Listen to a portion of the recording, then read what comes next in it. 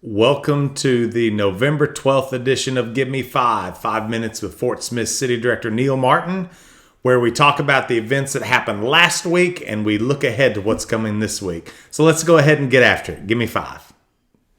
On November 7th, we had a regular meeting, and I'm only going to cover a couple of the items that we talked about. I always encourage you to go to fortsmithar.gov/watch.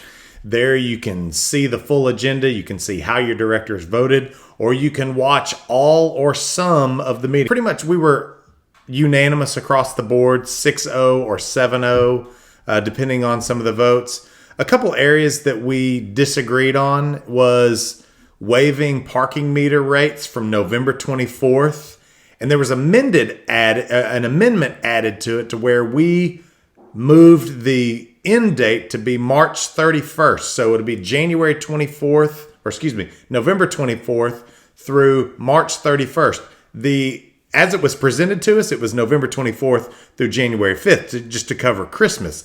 But a motion was made by Director Rigo to extend that out to look at the data of what would happen if we didn't have parking meters through that first quarter of 2024. Very interesting. If you're a downtown business owner, I would love to hear from you to see what your thoughts are. It looks like there is an ongoing study about parking meters downtown, and I'd really like to hear from you to see what your thoughts were. So we were 6-1 on that. Director Settle was against it, and he had some very logical reasons for it, but that was 6-1. The other area where there was quite a bit of discussion was around ordering owners of dilapidated structures to demolish those structures. We had a couple on the agenda, and this has been something that we have dealt with in the past, and we're trying to speed up demolishing of dilapidated homes. One of the things that I heard during the campaign last year was blight around the city. And so we're really looking at ways that we can speed up that process. And we talked about different, a report. It looks like there's 13 additional homes that are in the process for demolition. We're really wanting to clean that up. There's going to be a big need for housing and land when the F-35 and insulated businesses are here.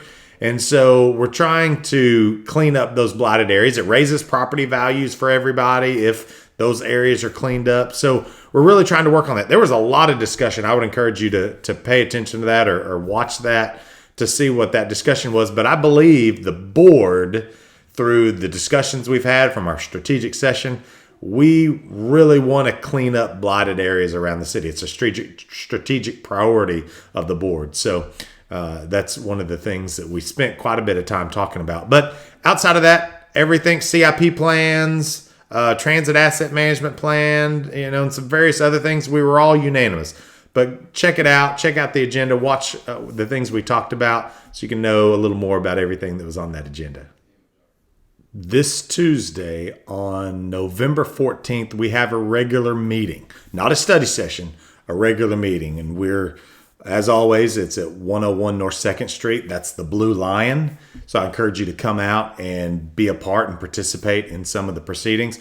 I'll just touch on a few of the items that we're going to be talking about. First off, have an ordinance, or we'll be voting on an ordinance certifying to the Sebastian County Tax Collector for delinquent property cleanup. So if we have an area that is blighted, that has trash and has, just a blighted area that the city has to go and clean up, we put a lien on that, so the property owner has to pay for it. Well, we've got about 252 delinquent liens that are on properties around the city that we'll be voting on to send that to the tax collector. So the property owner is going to have to pay for that. So it's about $100,000 in total cleanup lien. So our neighborhood services division, that's what they do. A lot of times, a lot of their time is spent cleaning up those properties that are just in bad shape, that have trash and things strewn about. So we'll be remitting that over to the Sebastian County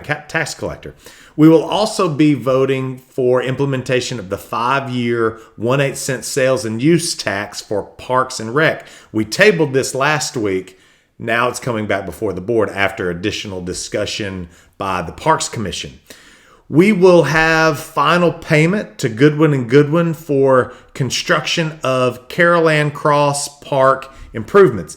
If you remember, there was a lot of work that had taken place at Carolan Cross Park. This included repaving of existing roads and parking lots, removal and replacement of the pedestrian bridge, construction of an additional fishing pier on the west side of the lake, a couple aerators, building pads and electrical work for restrooms. So we'll be making our final payment for that. It's an $80,000 final payment for a total cost of $854,000. So nearly $1 million on Carolan Cross Park. And there's more planned for Carolan in 2024.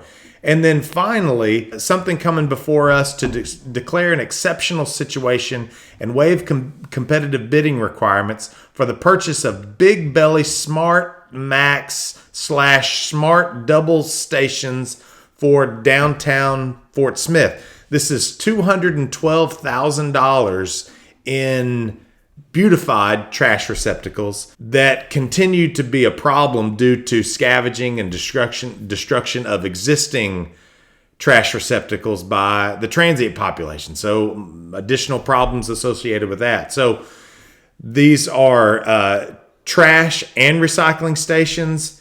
That's going to be coming for us. That seems like a high cost, and I really want to learn a little bit more about it, but that'll be coming to the board as well. So I encourage you to pay attention to these things as we discuss them.